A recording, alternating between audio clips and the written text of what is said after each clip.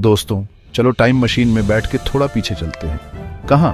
प्राचीन भारत में, एक ऐसा समय जब भारत का इतिहास अपने स्वर्णिम युग में था। बात हो रही है गुप्त साम्राज्य की, जो अपने समय का सबसे शक्तिशाली और समृद्ध साम्राज्य था। अब जरा सोचो, एक ऐसे राजा के बारे में जो अपनी बहादुरी, अपनी बुद्धिमानी और कला से प्यार के लिए जाना जाता है। एक ऐसा राजा जिसने न केवल युद्ध में विजय प्राप्त की, बल्कि अपने राज्य को सांस्कृतिक और आर्थिक रूप से भी समृद्ध किया। ये कहानी है समुद्रगुप्त की, जिन्हें भारत का नेपोलियन भी कहा जाता है। उनकी वीरता और रणनीतिक कौशल ने उन्हें इतिहास के पन्नों में अमर कर दिया।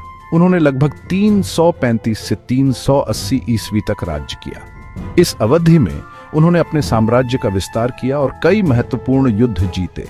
उनके राज को भारत का स्वर्णिम युग कहा जाता है। इस समय में कला, विज्ञान और साहित्य ने नई ऊंचाइयों को छुआ। क्यों? रुकिए, जानेंगे। समुद्रगुप्त की कहानी बस युद्ध और जीत की नहीं है। ये कहानी है एक ऐसे राजा की जो अपनी प्रजा का ख्याल रखता था। ये कहानी है एक ऐसे राजा की जो अपनी प्रजा का ख्याल रखता था, जो उनकी भलाई के लिए हमेशा तत्पर रहता था, जो सभी धर्मों का आदर करता था और धार्मिक सहिष्णुता को बढ़ावा देता था। उन्होंने विभिन्न धर्मों के लोगों को एक साथ लाने का प्रयास किया, जो कला और विद्या को बढ़ावा देता था। उनके शासनकाल में संगीत, नृत्य और साहित्य का अद्वितीय विकास हुआ। वो बस एक विजेता नहीं थे, वो एक निर्माता थे, एक दूरदर्शी थे।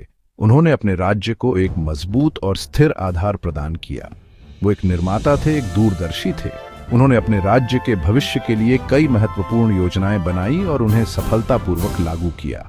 उन्होंने एक ऐसा साम्राज्य बनाया जो सदियों तक चला। उनके द्वारा स्थापित नीतियों और संरचनाओं ने उनके साम्राज्य को स्थायित्व प्रदान किया और एक ऐसी विरासत छोड़ गया जो आज भी हमें प्रेरित करती है। समुद्रगुप्त की कहानी हमें सिखाती है कि सच्चा नेतृत्व केवल विजय में नहीं, बल्कि अपने लोगों की भलाई और सांस्कृतिक समृद्धि में है। समुद्रगुप्त के शुरुआती जीवन के बारे में हमें ज्यादा नहीं पता। उनके बचपन के बारे में बहुत कम जानकारी उपलब्ध है और जो भी है वह रहस्यों में डूबी हुई है। इतिहास कभी कभी थोड़ा रहस्यमय हो सकता है। प्राचीन दस्तावेज और पांडुलिपियां हमें केवल कुछ ही सुराग देती हैं, लेकिन हम ये जरूर जानते हैं कि वो गुप्त वंश के संस्थापक चंद्रगुप्त प्रथम के बेटे थे। चंद्रगुप्त प्रथम ने एक मजबूत और स्थिर साम्राज्य की नींव रखी थी। उन्हें उस समय की सबसे बेहतरीन शिक्षा मिली होगी। प्राचीन भारतीय शिक्षा प्रणाली में वेद, शास्त्र और अन्य महत्वपूर्ण विषय शामिल थे। सोचो, युद्ध कला, दर्शन, कला, सब कुछ सीखना एक महान राजा बनने की तैयारी के लिए। समुद्रगुप्त ने इन सभी में महारत हासिल की। अब उनके राजगद्दी पर बैठने की कहानी बड़ी दिलचस्प है। यह केवल शक्ति का हस्तांतरण नहीं था, बल्कि एक गहन प्रक्रिया थी। ऐसा लगता है कि परिवार में थोड़ा ड्रामा हुआ था। सत्ता के लिए संघर्ष और षड्यंत्र आम बात थी। हमें राजगद्दी के लिए और भी दावेदारों की फुसफुसाहट सुनाई देती है। दरबार में गुप्त चर्चाएं और योजनाएं बनती थी, लेकिन समुद्रगुप्त, जिन्हें उनके पिता ने चुना था, ने खुद को योग्य साबित किया। उन्होंने अपनी योग्यता और साहस से सभी को प्रभावित किया। वो एक कुशल योद्धा और एक बुद्धिमान रणनीतिकार थे। उनकी युद्ध नीति और नेतृत्व कौशल ने उन्हें अद्वितीय बना दिया। इसने सभी को प्रभावित किया। दरबार के सभी सदस्य और योद्धा उनके नेतृत्व से प्रभावित हुए और इस तरह शुरू हुआ भारत के सबसे महान शासकों में से एक का शासनकाल। समुद्रगुप्त का शासनकाल भारतीय इतिहास में एक स्वर्णिम युग के रूप में जाना जाता है। समुद्रगुप्त एक योद्धा राजा थे। उन्हें विजय पाना बहुत पसंद था। उन्होंने अपने साम्राज्य का विस्तार टैक्स ने की ठानी। सबू से पहले उन्होंने अपना ध्यान उत्तर की ओर लगाया। उन्होंने गंगा के मैदानों में कई राजाओं को हराया। जरा सोचो, सेनाओं का टकराव, बहादुरी, रणनीतिक चातुराई। उत्तर में उनकी जीत के बारे में इलाहाबाद स्तंभ पर लिखा है। ये स्तंभ दोस्तों समुद्रगुप्त के खुद के विजय के होर्डिंग की तरह है। ये हमें उनकी जीत, उनकी बहादुरी और उनकी ताकत के बारे में बताता है। ये जीत सिर्फ इलाकों को जीतने के बारे में नहीं थी। ये गुप्त साम्राज्य को उत्तर भारत में सबू से शक्तिशाली बनाने के बारे में थी। समुद्रगुप्त यही नहीं रुके। उन्होंने फिर अपना ध्यान दक्षिण की ओर लगाया। अब दक्षिण के राज्य एक अलग ही चुनौती थे। वो शक्तिशाली और समृद्ध थे। दक्षिण में समुद्रगुप्त का अभियान एक साहसिक कदम था। इसने उनकी महत्वाकांक्षा और उनकी सैन्य प्रतिभा को दिखाया। उन्होंने दक्षिण में कई राज्यों को जीता, लेकिन और ये महत्वपूर्ण है, उन्होंने उन्हें अपने राज्य में मिलाने का फैसला नहीं किया। हाँ, उन्होंने उन्हें हराया, लेकिन उन्होंने दया और बुद्धिमत्ता भी दिखाई। उन्होंने कई शासकों को वापस उनके राज्य दे दिए। वो समझते थे कि इतने विशाल और विविध साम्राज्य पर राज टैक्सने के लिए सिर्फ ताकत ही नहीं, बल्कि कूटनीति की भी जरूरत होती है।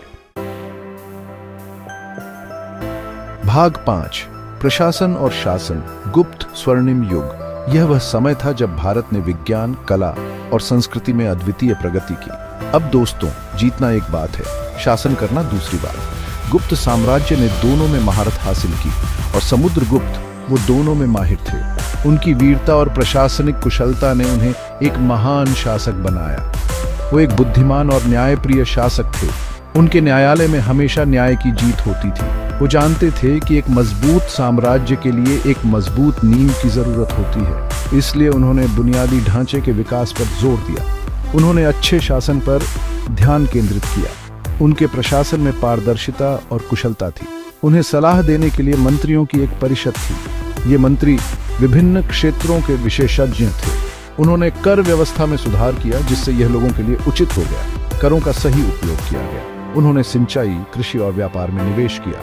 इससे आर्थिक समृद्धि आई, व्यापार मार्गों का विस्तार हुआ और एक समृद्ध राज्य तो खुशहाल राज्य। लोग खुशहाल और संतुष्ट थे। उनके शासनकाल में विज्ञान और गणित से लेकर साहित्य और खगोल विज्ञान तक विभिन्न क्षेत्रों में प्रगति हुई। विद्वानों को प्रोत्साहित किया गया। यही कारण है कि उनके शासनकाल को भारत का स्वर्णिम युग कहा जाता है।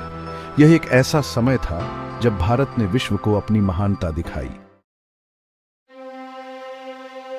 भाग 6, आर्तों का संरक्षण, संस्कृति का उत्कर्ष। समुद्रगुप्त केवल योद्धा और राजा ही नहीं थे, वो कला के प्रेमी भी थे। वो खुद एक कवि थे और एक म्यूजिककार भी, यकीन मानो तो। वो कला और संस्कृति के महत्व को समझते थे। उन्होंने आर्टकारों, पोइटियों और विद्वानों का शेद्रो समर्थन किया।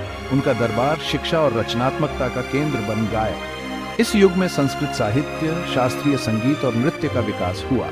ऐसा माना जाता है कि प्रसिद्ध कवि कालिदास, जिन्हें इंडियाई साहित्य के महानतम नाटककारों में से एक माना जाता है, समुद्रगुप्त के दरबार में गए। सोचिए, बातचीत, विचारों का आदान प्रदान, रचनात्मकता। भाग 7, धार्मिक सहिष्णुता, सभी धर्मों के लिए एक शासक। भारत, जैसा कि हम जानते हैं, कई धर्मों की भूमि है। समुद्रगुप्त यह बात समझते थे। हाँ, वो एक हिंदू थे, लेकिन वो एक सहिष्णु और न्यायप्रिय शासक भी थे। वो सभी धर्मों का सम्मान टैक्सते थे। उन्होंने लोगों को अपनी अपनी आस्थाओं का पालन टैक्सने की स्वतंत्रता दी है।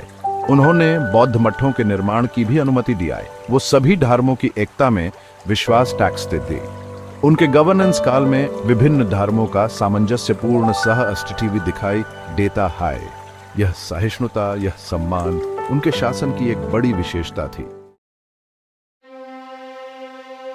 भाग 8, अश्वमेध यज्ञ, शक्ति और धर्मपरायणता का प्रतीक। समुद्रगुप्त ने अश्वमेध यज्ञ किया था। यह एक प्राचीन वैदिक अनुष्ठान है। इसमें एक घोड़े को 1 साल तक स्वतंत्र रूप से घूमने दिया जाता था।